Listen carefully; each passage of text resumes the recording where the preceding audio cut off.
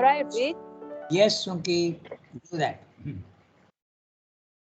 Our waking state is unaware of its connection with the subliminal being, although it receives from it, but without any knowledge of the place of origin. The inspirations, intuitions, ideas, will suggestions, sense suggestions, urge to action that rise from below or from behind our limited surface existence. Sleep, like trance, opens the gate of the subliminal to us.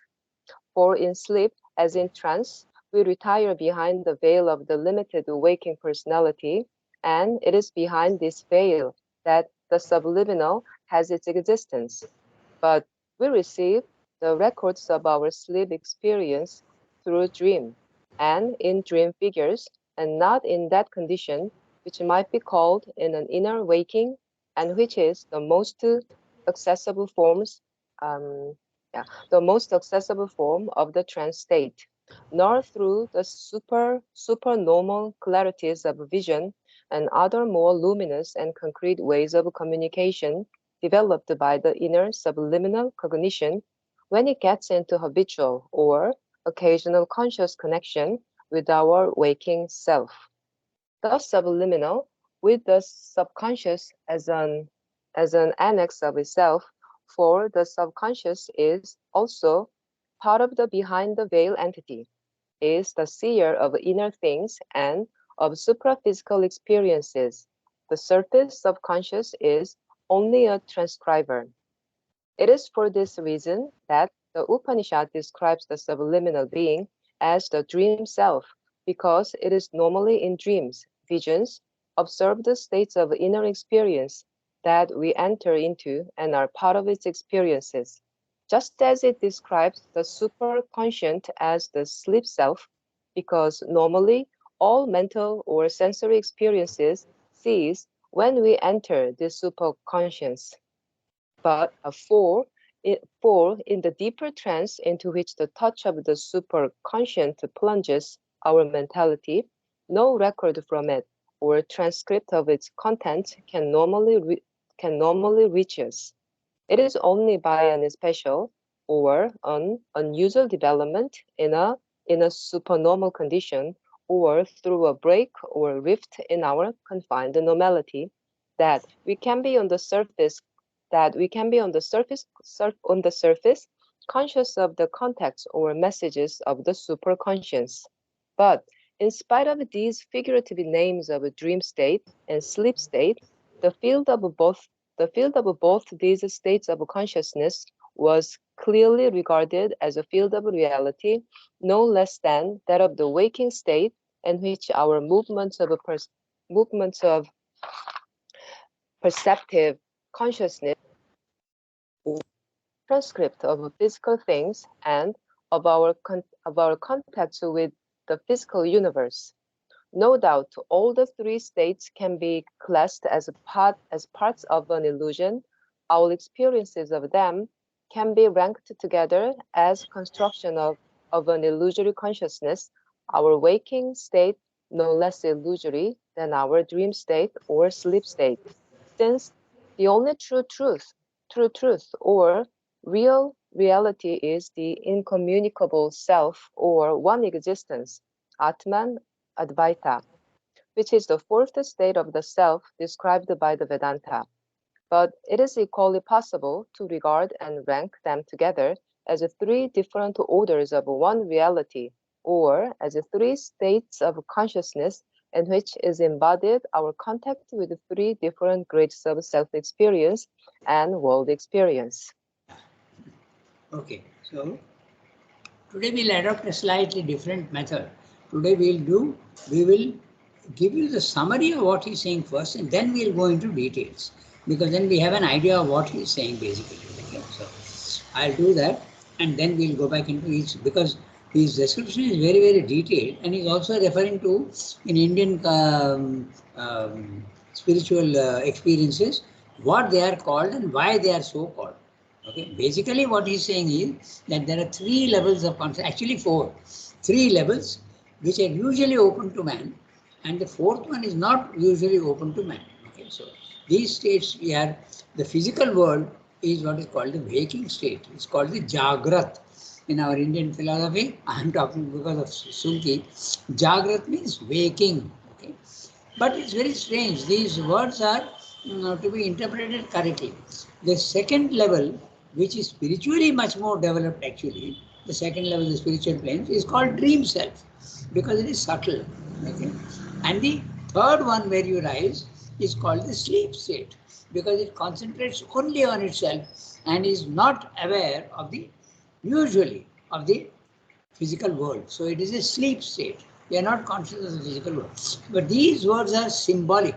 They are not to be taken seriously because the Jagrat state, our Jagrat state, is from the physical point of view, yes, we are awake. But from the spiritual point of view, our Jagrat state is the most ignorant.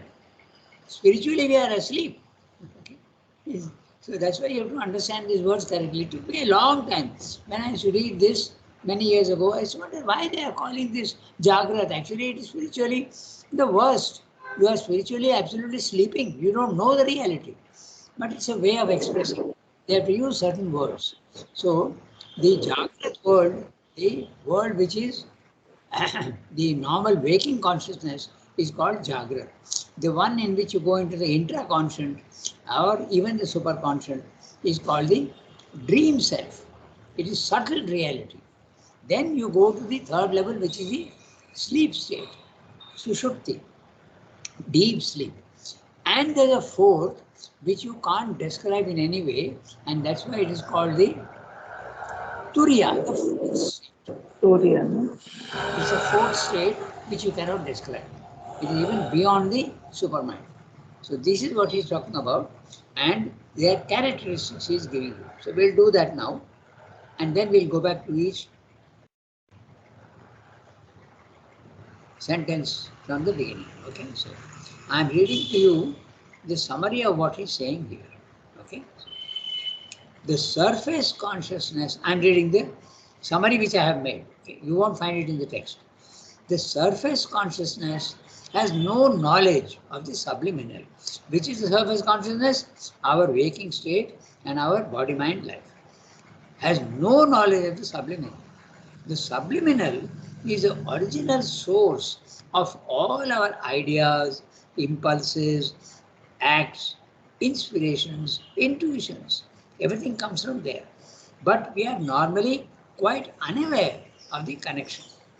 It is there, but we are not at all, we are not conscious of the connection. In a very, very gross image, we can say, when I open the tap, okay, I see water coming. I am only aware of the water. But where is it coming from? It's coming from a high water tank somewhere 20 miles away, maybe, or even 5 miles away. But I am not aware of that. That's subliminal. And you are immediately aware only of what is coming to you. That's all. Okay. So, sleep and trance. Okay. But we are normally quite unaware of the connection. It is in sleep and trance that we have access to the subliminal. Yesterday we described this as very interesting. The subliminal is always there, but you don't see it because it's very similar to the stars not being seen in the daylight. The daylight is so strong that it covers the stars. And when the daylight, which is your normal waking consciousness, becomes attenuated and reduces, then the stars become available to you. In other words, when you are sleeping or you are in trance, your waking consciousness you have shut out and you have gone into your intraconscious. There you become conscious of the intraconscious. But when you come back into your normal being, you don't remember. Very often, mostly you don't remember. If you are lucky, sometimes you remember. Okay? So, but we are normally quite unaware of the connection. It is in sleep and trance that we have access to the subliminal sleep, subliminal to our waking surface consciousness. But the subliminal promptings and suggestions are received by us only in sleep and trance, although we are not aware of it. This action of the intraconscious, sending its intimations and ideas and emotions, whatever you should do, it is sending through dreams to our surface being is not the supernormal clarities of vision and experience directly in the intraconscious. So what Srimati is saying is there is a difference between the intraconscious and the superconscious. Because when you are in the superconscious, there is a tremendous clarity and vision which need not be there in the intraconscious. You get only suggestions. That's what he's saying. You see things, but not as clearly as you go up. Okay, it's interesting. Suddenly an idea came into my head. If you remember, before I got my camera, okay, this new camera, there's an old one which was not very sharp. Okay, so that's the difference between the intraconscious and the superconscious. The superconscious is very sharp images you get, but in the intraconscious you get ideas and images, but they are not as sharp as the superconscious. He's telling you that. Okay? Now he's saying, I'm reading that to you. The dreams which come to the surface being is not the supernormal clarities of vision and experience directly in the inconscient. Intraconscious. The intraconscious has the subconscious as its annex. Okay. If you remember what the annex is, it's a slight building attached to the main building. So the subconscious also is there. If you think of it geographically, like an image, when you go down, the subconscious is there everywhere. It is going everywhere. But up there inside is the subliminal. So there is a difference. There is a contact point between the subconscious and the intraconscious. That's what he's saying. But that contact point is inside. Okay. The intraconscious has a subconscious as its annex. It's like a servant's house. In a huge house you have, but there is a servant's house at the back. That's the annex. There is a connection, but it is a little separate. Has the subconscious as an annex. The surface of body, life, mind only translates the intimations of the intraconscious within us. Now that's very interesting. The surface is it's a transcription. Remember, I use the word transcription. Okay, it's very similar to, if you think of it, it becomes very clear. When I'm in the olden days, there used to be telegrams, which used to come. And what is the telegram? They used to use Morse code. Okay, what are you receiving? You are receiving only tuck, tuck, tuck, tuck, tuck, tuck, tuck, tuck, tuck, tuck. But it is sending a message. And at the other end of the message, the intraconscious is giving you the tuck, tuck, tuck. But your surface mind is interpreting and transcripting it onto paper and giving it to the customer. Okay, so that's a transcript. The real thing is coming from inside, from the intraconscious, and your surface consciousness is translating it and transcribing it, if you will. The word translate means it can be even oral, but transcribe means in writing. Okay? So it becomes very clear. Clear means it's in physical form, transcription. So you understand what the intraconscious is telling you, but that's very rare, it's not common. Now, the Upanishads use these correspondences. Okay, the sense life is gross. Okay? It's a waking state. The intraconscious is subtle. It's a dream state, and the superconscious above is the causal world or deep sleep state. Okay, it's a deep sleep state. So, a deep sleep state or trance. Okay. There is a mistake here. Just 1 second. Give me 2 minutes. I have to correct it.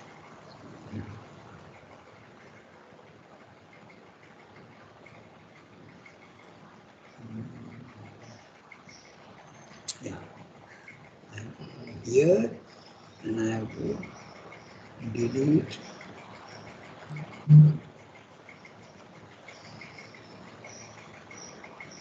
Yeah. So deep sleep state or trance allows our surface to enter into the intraconscious and dream transcripts become possible. But the superconscious cannot give us any transcript or translations to the waking conscious being. The superconscious cannot give transcripts. But we may note that all these worlds, I've lost just 1 second.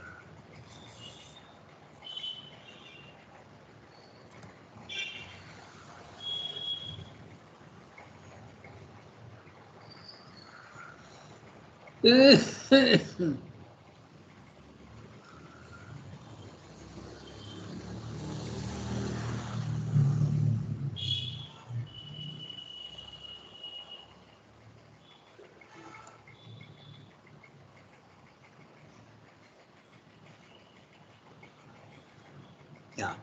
I got it.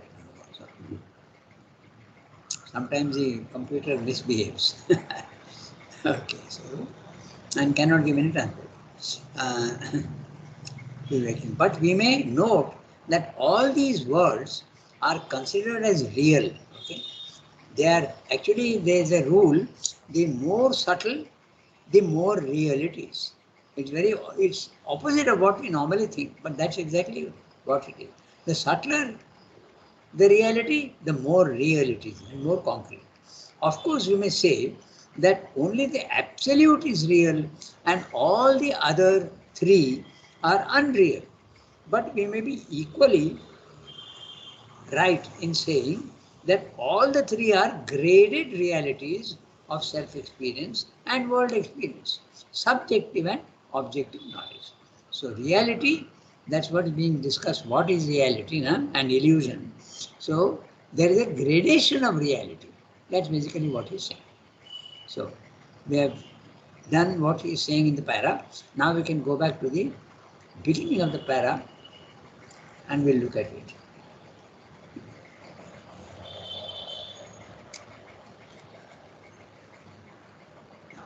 Our waking state, page 443. So I'm reading each sentence and we'll see what it says. Our waking state is very clear. When we are aware of the physical world, it's a waking state. He is unaware of its connection with the subliminal being. Now this is for the normal man, but the yogi, he is not only conscious of the subliminal, but he is also conscious of the superconscious. His consciousness is up there. Mother and Swayambhu's consciousness is not limited only to the waking life. Okay, don't think. But you must remember one thing. It is not that they are not aware of the physical world. They are very aware of the physical world. Otherwise, how will they talk to you? Okay? So, it's very interesting. Our waking state is unaware of its connection with the subliminal being, although it receives from it, but without any knowledge of the place of origin. I give you a very gross example of you open the tap and you know that, I'm getting the water. But from where is it coming? We are not aware at all of from where it is coming. It is coming from a very, very far off, high tower of water tank. Okay, but we are not aware of that. So it's like that. But without any knowledge of the place of origin. Now, what do you get from the interconscious?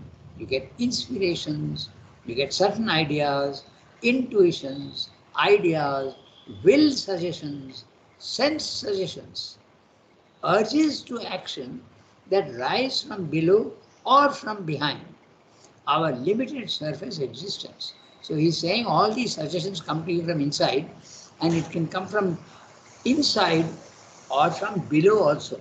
When it is coming from below, it is the subconscious which is acting. Because we have already said that everything that happens in the physical world to you is recorded in your subconscious. And everything that is happening in the world is recorded in the universal subconscious. So even historical events, you can actually access them if you go into the universal subconscious. Okay? Yeah, subconscious, interconscious. There is a connection as you said. Okay? This is what he's saying. And it's very interesting what he's saying. Inspiration. Suddenly you get an idea. Okay? Sometimes you see people saying, I have an idea. So that's coming from inside. Intuition. You feel that something you should do. Intuition. Ideas. Will suggestions. And sense suggestions. Now this is interesting. I wonder what you mean by sense suggestions. Your senses also get suggestions from inside. Okay, I think I'm beginning to understand. Okay, sense suggestions from the intraconscious. You remember we said that if you are in a trance state or in a hypnotized state, okay, the suggestion that comes from inside, okay, need not be that which is the reality of the sense.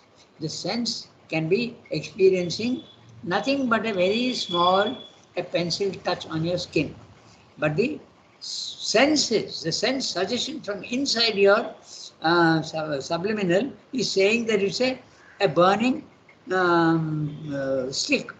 Then you actually, your skin starts showing signs of burn. No? So this is the interesting part. I think uh, Yasmin also gave an example of the heaviness. No? Some very heavy thing you put on your stomach and you are told that it's very light, you will feel that. So that's what I mean by sense suggestions. Okay? So what is suggested from inside becomes a reality for you. It has no relation to the actual physical sense. Okay? So sense suggestion. It's interesting, no? So we have to look at each word and see what it says. Sense suggestions. Okay? It need not correspond to the actual sense what you are having. In fact, that happens also with the taste on the tongue. Okay, that which is sugar actually can be made to taste bitter, and that which is bitter can also be made to taste sugary, sweet by suggestions. Okay, by hypnotic suggestions. There is also, that is the reason why also you can think of yourself as getting cured. All these are coming from the intraconscious.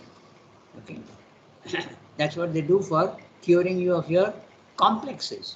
Sometimes complexes are there and they are cured. Sometimes they are not cured, but they are very often cured by hypnotic suggestions. Okay. So, this is what I mean by sense suggestions. Very interesting. It's a suggestion with a sense that what you are experiencing is not the reality, it is something else. Urges to action.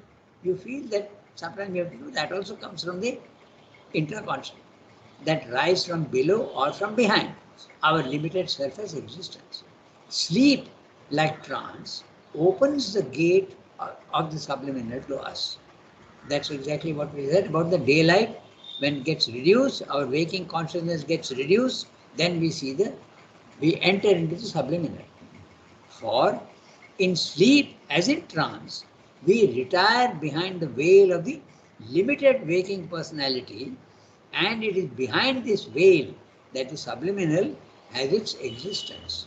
It's deep inside you horizontally, but deeper down is the subconscious, but there is a common ground between the two.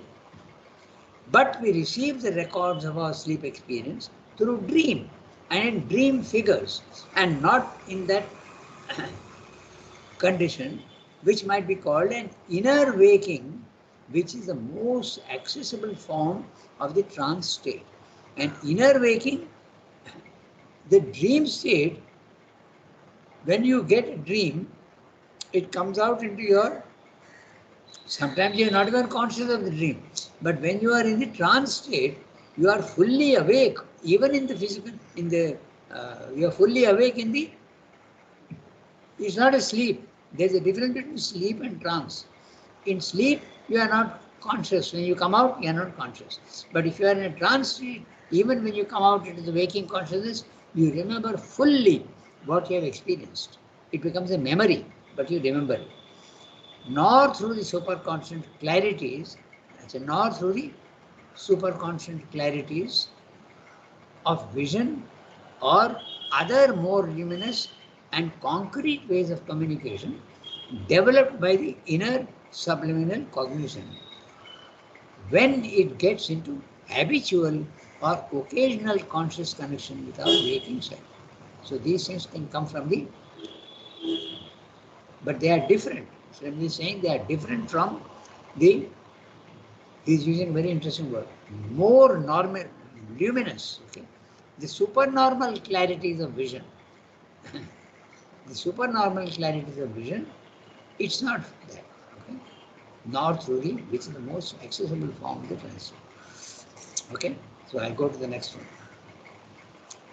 The subliminal with the subconscious as its annex of itself. We have discussed this. For the subconscious is also part of the behind the veil entity, but it is little deeper, whereas the intraconscious is more inward, and this is slightly inward but deeper, okay? More in the depths. Is the seer of inner things and of supra-physical experiences. When you are in this intraconscious, you are using subtle senses. Okay? You are not using gross senses. That's very clear when you have dreams. You are seeing and you are hearing, but you are not using your organs, neither your eyes nor your ears. For the subconscious, the subliminal is another sense. For the subconscious is also part of the behind the veil entity, is the seer of inner things and of supra-physical experiences. Sometimes use the word seer, but you are also the hearer also. Okay. Sometimes you get hearing capacity. If you remember, Srirando got in a waking state. He is being told, go to Chandranagar. It is a command, a voice which you heard. Okay? That also can come. Not only vision, but also voice. Experiences, surface consciousness is only a transcriber. And so the surface consciousness is transcribing, putting into clarity, words into words, that which is coming in a subtle form. That's what he's saying. The word transcriber is very interesting. We explained that through the idea of the earlier days when the telegram used to come. You know, that there are no more telegrams because now everything is email. So telegrams have disappeared. The telegraphic offices in all the post offices, they have disappeared. So, even the postcard, okay. I think very soon, but the postcard is kept in India because it is for the poor. The poor people use postcard. They can't afford internet or they can't afford email. So the postcard is still alive in India. In the West, it is not there. You just pick up the phone and talk. Okay. So,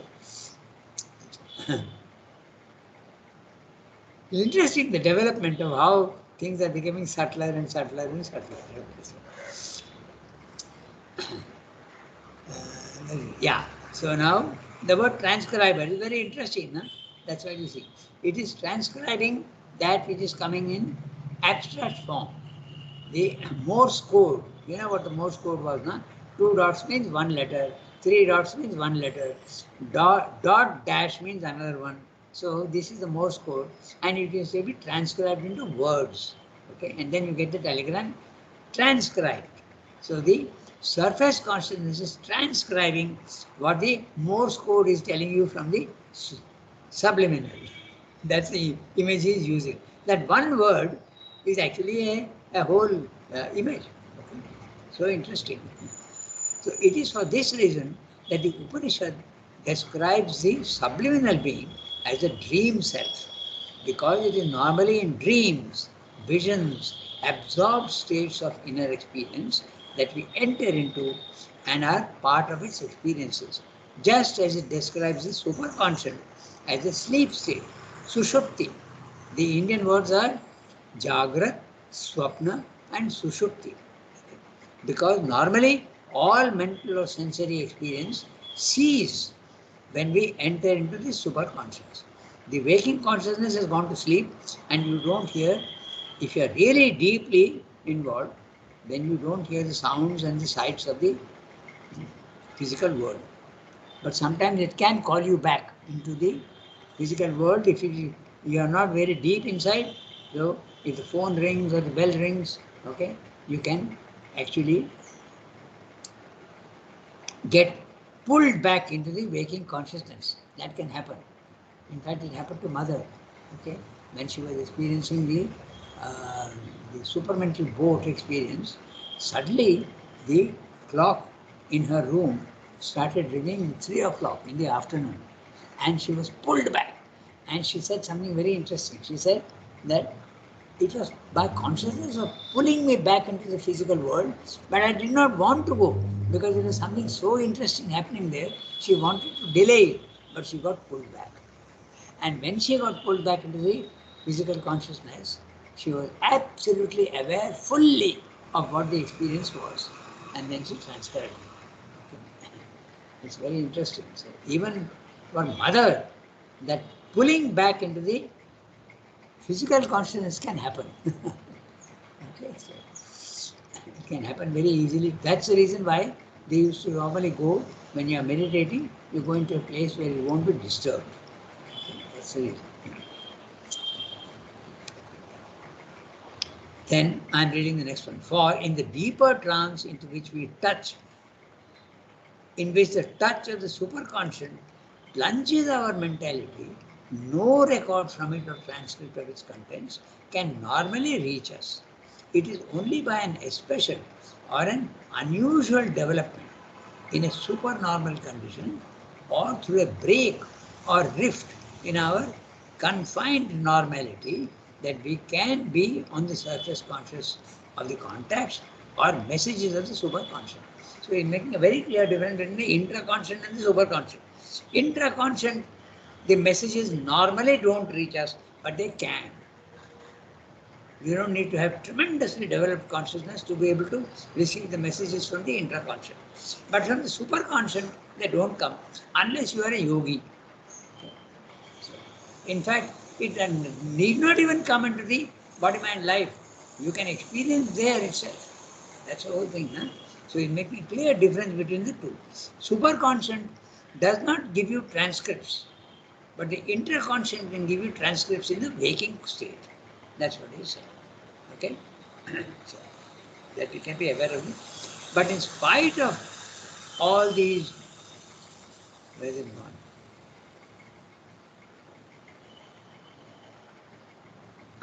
But in spite of these figurative names of dream state and sleep state, the field of both these states of consciousness was clearly regarded as a field of reality.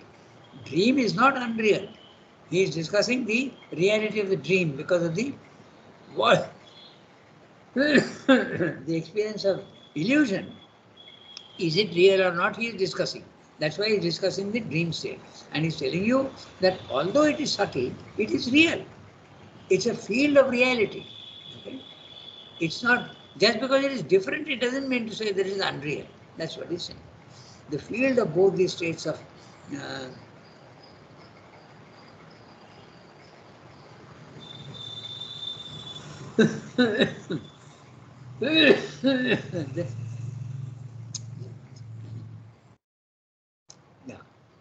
that we can be on the surface. But in spite of these figurative names of dream state and sleep state, since the only truth or reality is the incommunicable self or the one existence, Atman, Advaita, only the highest is really real truth. Real reality is only at the highest level. Everything below that, there is a relative reality. That's what he's saying. Which is the fourth, and that highest one is the fourth state. The fourth state is what they call Turiya, and it cannot be described. That's why they call it the fourth state. Okay?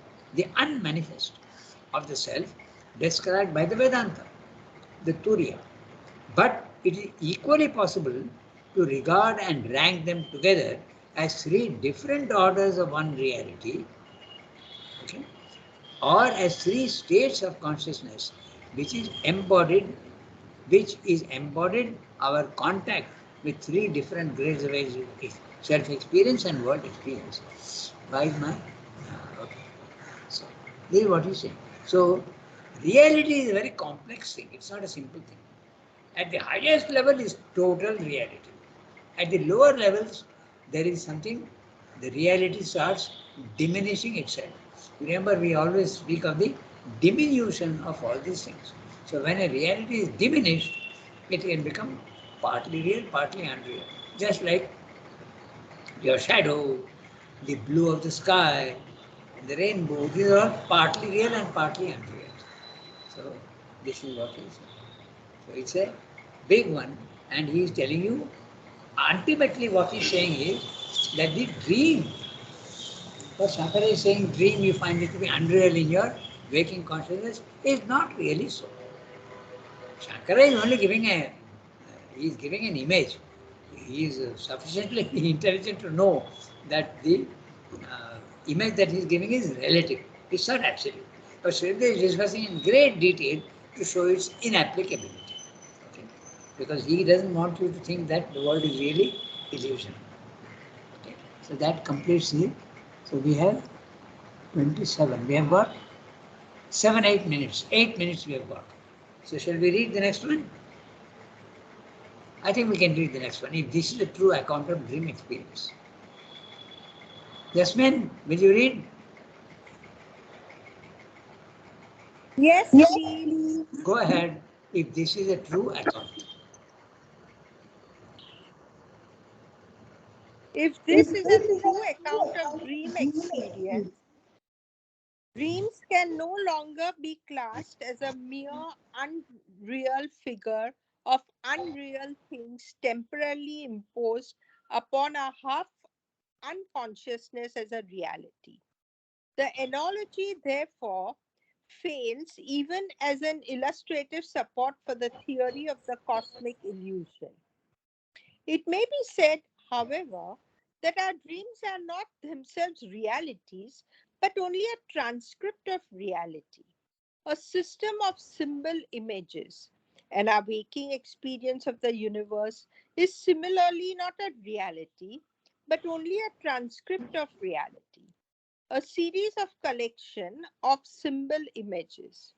It is quite true that primarily we see the physical universe only through a system of images, impressed or imposed on our senses, and so far the contention is justified. It may also be admitted that in a certain sense and from one viewpoint, our experiences and activities can be considered as symbols of a truth which our lives are trying to express, but at present only with a partial success and an imperfect coherence. If that were all, life might be described as a dream experience of self and things in the consciousness of the infinite. But although our primary evidence of the objects of the universe consists of a structure of sense images, these are completed, validated, set in order by an automatic intuition in the consciousness, which immediately relates the image with the thing imaged and gets the tangible experience of the object, so that we are not merely regarding or reading a translation or sense transcript of the reality, but looking through the sense image to the reality. The adequacy is amplified too by the action of a reason which fathoms and understands the law of things sensed and can observe scrupulously the sense transcript and correct its errors. Therefore, we may conclude that we experience a real universe through our image sense transcript by the aid of the intuition and the reason.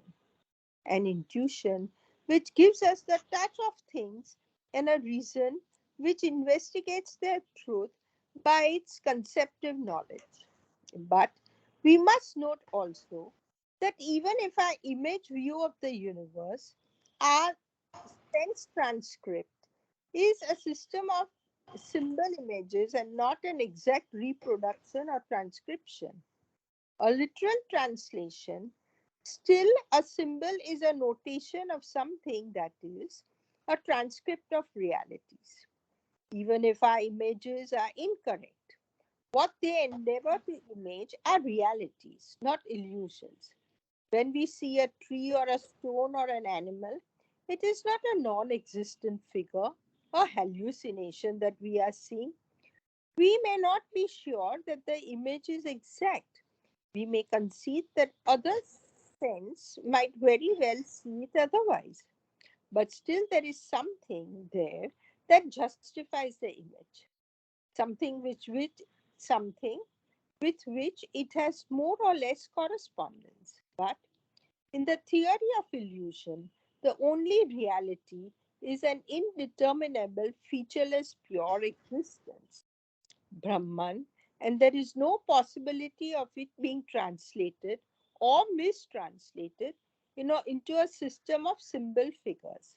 For that could only be if this existence had some determinate contents or some unmanifested truths of its being, which could be transcribed into the forms or names given to them by our consciousness.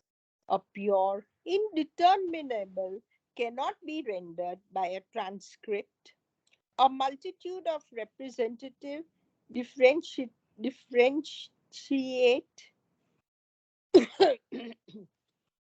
a crowd of symbols or images, for there is in it only a pure identity. There is nothing to transcribe, nothing to symbolize, nothing to image. Therefore, the dream analogy fails us altogether and is better put out of the way. It can always be used as a vivid metaphor of a certain attitude our mind can take towards its experience, but it has no value for a metaphysical inquiry into the reality and fundamental significance or the origin of existence. Quite a big para, and he is explaining the reality and the unreality, and the dream image is very useful. It's, as he's saying, a vivid metaphor. But if you want to speak from the absolute level of reality, it is not true that the dream is unreal. It is not. This is the reality. That's exactly what he's discussing. But the discussion is very interesting, and we have run out of time. We have only 2 minutes. So we'll take this up next time. Okay. So we'll read this. We have read it. We'll go through it in detail. Page 444. If this is a true account. Okay. Page 444, if this is true account. Next week, on Wednesday, we'll take it up. Yes. Okay?